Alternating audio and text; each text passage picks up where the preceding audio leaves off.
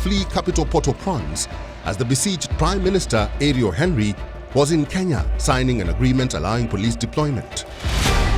And a Nigerian designer seeks to challenge norms with gender-fluid fashion. World of Africa, at these times, only on WION. World is one.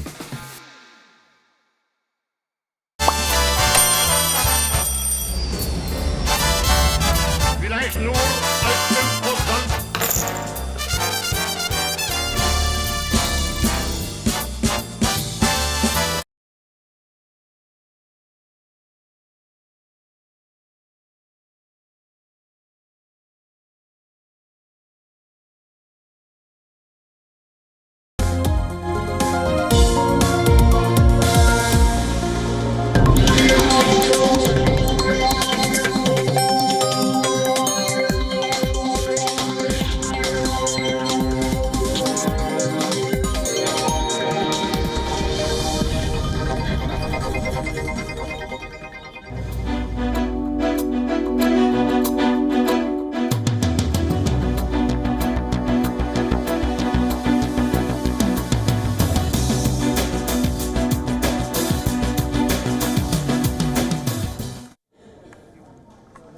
Hello and welcome.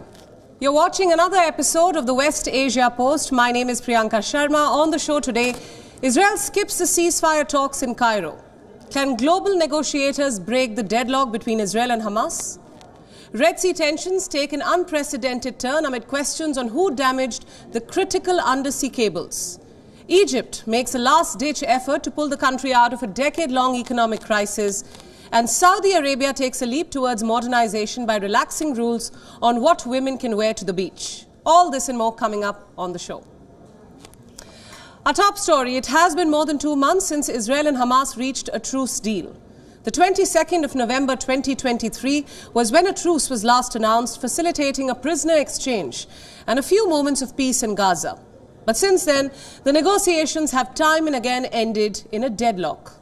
In the latest round of talks in Cairo, Israel skipped the 3-day meeting. Here's a report on what transpired in the past week. Take a look.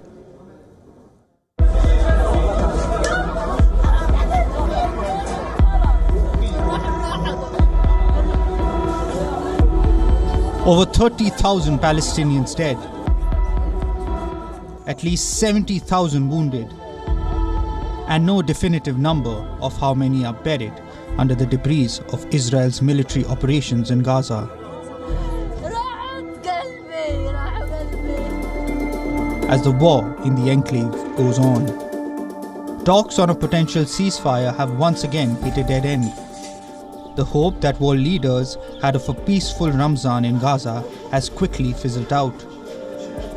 A critical meeting in Cairo remained fruitless after the Israeli delegation refused to show up for ceasefire negotiations. Israel says its demand is clear: no talks unless hostages are released.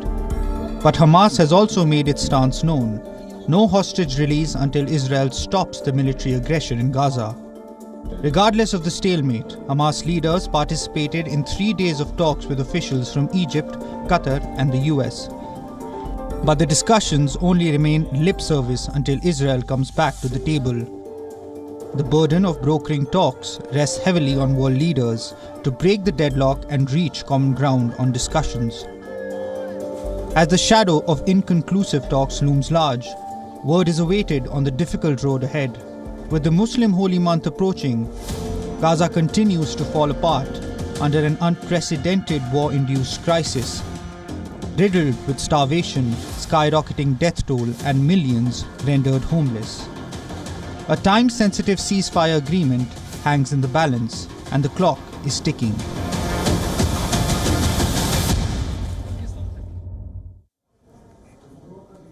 Meanwhile, Yemen's Houthis have struck again, keeping tensions high in the Red Sea. But it is not only the crucial trade route that remains in danger of further disrupting crucial trade. The undersea cable network also finds itself entangled in the raging crisis now. Here's a report with all the details.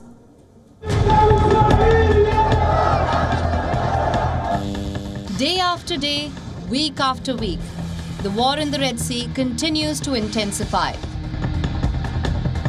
The latest Houthi missile attack on a cargo ship has killed 3 crew members. The merchant vessel True Confidence was targeted on the 6th of March, inflicting severe damage and leading to loss of life for the first time since the Houthis launched a sea attack in solidarity with Hamas and war-ravaged Gaza. The naval forces of the Yemeni armed forces carried out a targeting operation against the American ship True Confidence in the Gulf of Aden with a number of naval missiles. The strike was accurate and led to a fire breaking out on the vessel. The targeting operation came after the ship's crew ignored warning messages from the Yemeni naval forces. The rebel group continues to carry out its mission in the Red Sea, in spite of Western forces retaliating to curtail the attacks on the vessels. For months now, the United States and UK have jointly targeted several ammunition depots and Houthi strongholds in Yemen. But the group remains unfazed. Since their first attack more than 4 months ago, the Houthis have sworn to keep targeting Israel-affiliated ships in the critical trade route for as long as Israeli forces carry out its military offense in Gaza. But the attacks on shipping vessels is not the only concern in the Red Sea. For weeks now, the rebel group threatened to damage a vast network of undersea fibre optic cables. The cables are a lifeline responsible for over 90% of communication between Europe and Asia and 17% of global internet traffic. On the 24th of February, the worst nightmare began to come true. Internet connectivity between parts of Asia, Africa and Europe suddenly slowed down after 3 undersea cables were damaged in the Red Sea. 16 fibre optic cables are placed directly under the 14-mile wide Bab al-Mandeb Strait, a critical location which Houthis have a strong chokehold over. While the rebel group denied any hand in damaging the cables, the United States has said that it was an act by the Houthis which indirectly led to the damage. US officials revealed that the cables were cut by the anchor of a sinking ship which came under Houthi missile fire on the 18th of February. The rebel group had targeted Rubimar, a UK-owned commercial vessel. The damaged ship had dropped its anchor post the attack before finally sinking on the 3rd of March. The latest turn of events has once again put a spotlight on a raging regional war, the end of which will be determined by a ceasefire in Gaza. Most families around the world have a tradition of sharing their legacies with generations ahead, and usually a family's history or legacy is passed on through objects. For Palestinian refugees that have inherited displacement and dispossession over decades, there is one thing which keeps their legacy and hope of returning home alive. Our next story tells you more.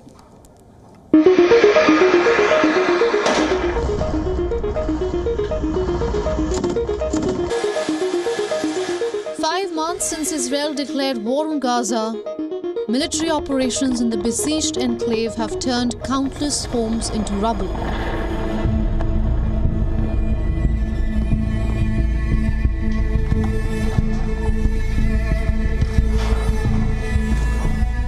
Forced to live in overcrowded refugee camps, displaced Palestinians only have house keys left from now and decades ago to hold on to.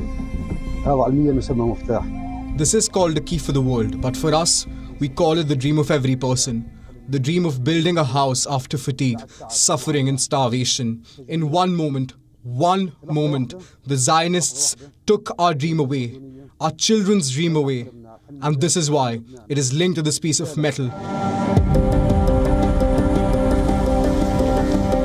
The story of Palestinians losing their homes to war or settlements is not a recent phenomenon. Israel's creation in the year 1948 led to over 750,000 Palestinians being expelled from their homes, a tragedy that they refer to as the Nakba or catastrophe. 74 years later, Palestinians in Gaza are watching history repeat itself. A new wave of mass displacement has reared its ugly head for a generation of Gazans, who till now were handed down the trauma and old rusty keys that were remnants of a tale of dispossession. History is repeating itself. My grandfather took the key and left with it, hoping to come back. And now I took the key, hoping to return to my apartment and find it as it was. But may God compensate and protect us. This is the exact key. We carry it with us.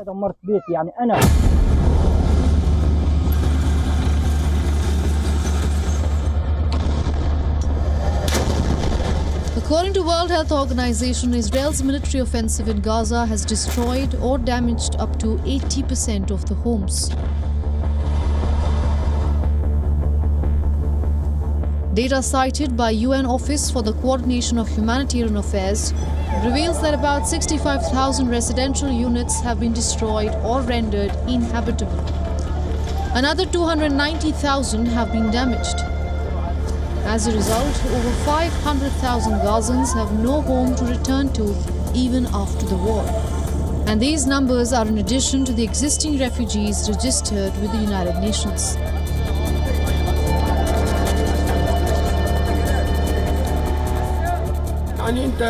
We can't separate the present from the past. It is the same repetition, the same tragedies and the same injustice and unfairness against the Palestinian people.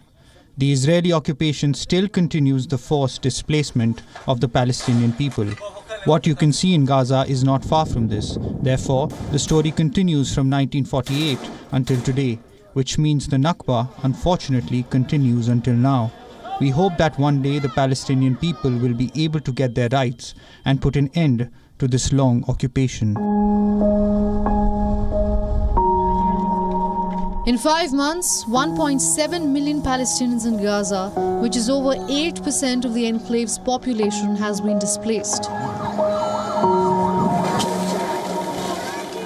As per UN's environmental program, it could take between 3 to 12 years just to clear the debris and explosive remains of the war.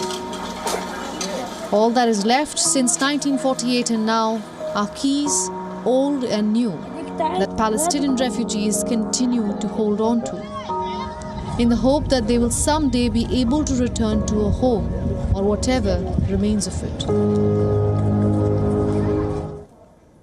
Gaza has a new group out on the streets, armed masked men playing the role of public vigilantes. What is this new group all about and how are Gazans reacting to this development? Here's a report that gets you the details. This is a marketplace in Rafah, a city that off late has been scrambling under Israel's military operations. On the streets is a group of masked men who function as a public security group, wearing headbands that read People's Protection Committee in Arabic. The Vigilante group has been set up by Gaza's Hamas-run Interior Ministry. Their job is not to fight the Israeli forces, but discourage profit-making opportunists from raising the price of goods in times of war. The armed group, which was set up in coordination with other political factions of Gaza, is also responsible for ensuring public order.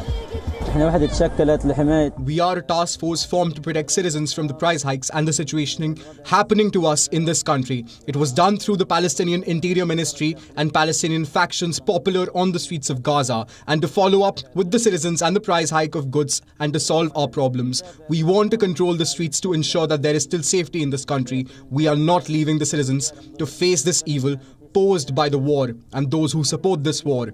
We are present in the streets to control the streets from all sources of trouble existing in the Palestinian state now. The group was formed after Gaza's streets remained without a civil police force that went underground, fearing that Israeli forces will target them. The Ministry of Economy sets the price of every good which everyone should follow, including big traders, even before smaller ones. Those who violate these price tags are given warnings for the first time and the second time, and on the third time, we confiscate the goods and sell the goods to citizens with the agreed price tags. The change of guard for public safety has drawn mixed reactions from the people of Gaza. On one hand, the youth were seen cheering and clapping for the new Vigilante group, but many civilians are apprehensive at the sight of more masked men brandishing clubs and assault rifles. public reaction and opinion has largely remained mute, as many fear a backlash from Israeli military if they support the public security group. Some are also afraid of being branded as Hamas supporters. But there are also those who worry about facing the wrath of masked men who have taken up the role of policing Gaza's war-torn streets.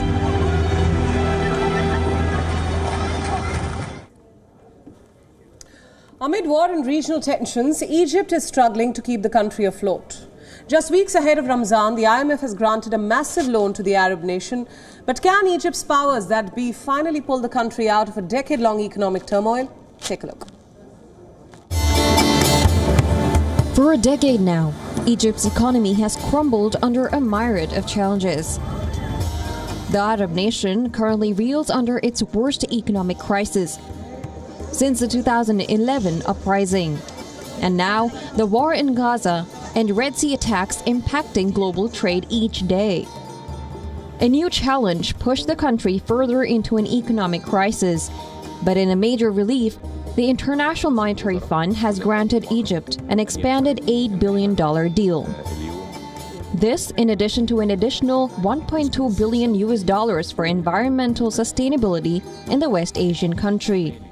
In the context of significant macroeconomic challenges that have become more complex to manage, with the impact of the recent conflict in Gaza on tourism and Suez Canal receipts, we have also considered the authorities' request for an augmentation of the IMF support to Egypt from the current $3 billion package to a package equivalent to about $8 billion. The announcement was made hours after Egypt's central bank hiked bank rates by 600 basis points, while allowing free currency trade. The decision allows bank rates to be determined by free market mechanisms. However, given the country's vulnerable economic health, the bank can and will intervene to prevent any movement detrimental to Egypt. The tightened security is temporary to fight the inflation quickly and effectively, and then we will gradually see interest rates go down, which will ultimately aim at helping the private sector and all the sectors to participate in the economy to reach a good growth rate and a low inflation rate. The IMF bailout is expected to help West Asia's most populous country find its bearing in the midst of regional tensions. But the path to recovery is not easy. Public debt in Egypt stands at a whopping 88%. As of 2022, the country's external debt stood at close to 33%, more than twice of its external debt of 15% in the last decade. Will the IMF bailout reflect just in time for Ramadan? The chances are bleak. While the loan is conditional to key policy changes that Egypt needs to implement, their impact will be seen in months to come. Just weeks ahead of the Muslim holy month, locals are struggling with high costs of living, and this has drastically impacted their purchasing power. At the Cairo Date Festival, a wave of disappointment was common amid locals and sellers alike. Egypt's long drawn-out inflation has made even dates an expensive commodity. I would be lying to you if I said that the dates are not expensive. Prices are high, but it's out of our hands because everything has become expensive now. The saddest thing for us is seeing people who can't afford to buy and we are not able to sell. I swear that today I sold dates at a loss more than one time to people buying for orphans. I swear. Factors like black marketing also plays a key role in triggering price hike, especially during times of high demand and seasonal cycle for certain goods. But hoarding is only a drop in the ocean of Egypt's decade-long economic crisis that has drowned possibilities of a quick recovery. It remains to be seen if Egypt, under President Abdel Fattah el-Sisi, manages to scramble out of fiscal debt. Beach and bikinis, two words that commonly go hand in hand, but not in Saudi Arabia. However, in an unprecedented leap towards modernization, the Arab kingdom has relaxed its rules on what women can wear to the beach. Here's a story from Saudi's Sindala Island.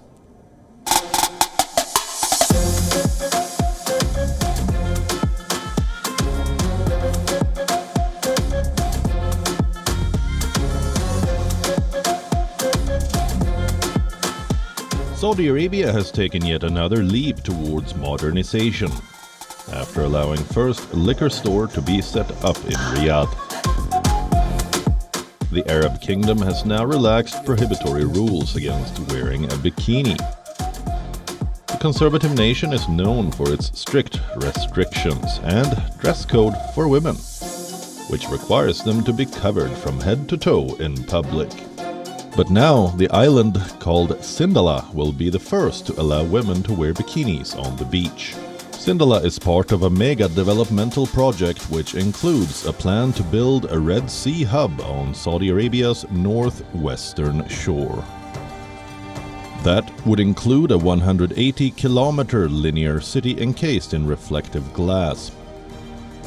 The aim is to make this a hot new destination for holidaymakers, with a marina for yachts, high-end hotels and beaches with an investment of $80 billion. To make the island a global destination and tourism hotspot, Saudi authorities have relaxed rules against women donning a two-piece. The changes are part of Crown Prince Mohammed bin Salman's strategy to modernize the country by 2030 and embrace what is being referred to as a more moderate version of Islamic law. While a large part of these relaxations are centered around tourism-driven revenue generation, it is a relief for both foreigners and Saudi women who choose to exercise the right to dress as they like, and also get a beach tan in the process. However, it remains unclear how Saudis will respond to these sweeping changes and a westernized overhaul of the West Asian kingdom. The war in Gaza has inspired artists around the world to shed light on the crisis through their work. One such story is of Yemeni artists who use their canvas and brushes to paint a picture of solidarity with the war-torn region. Take a look at these visuals from Yemen's capital, Sana'a.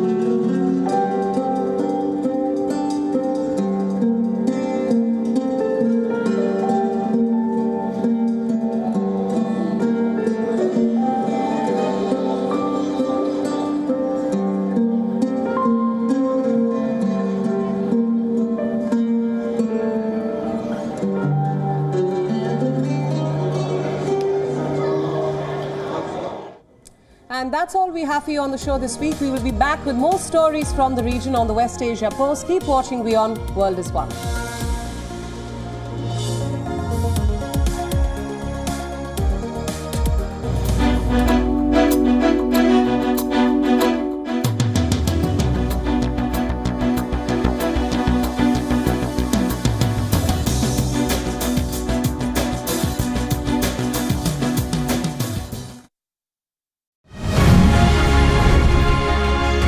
Makers of New India, a special WION series.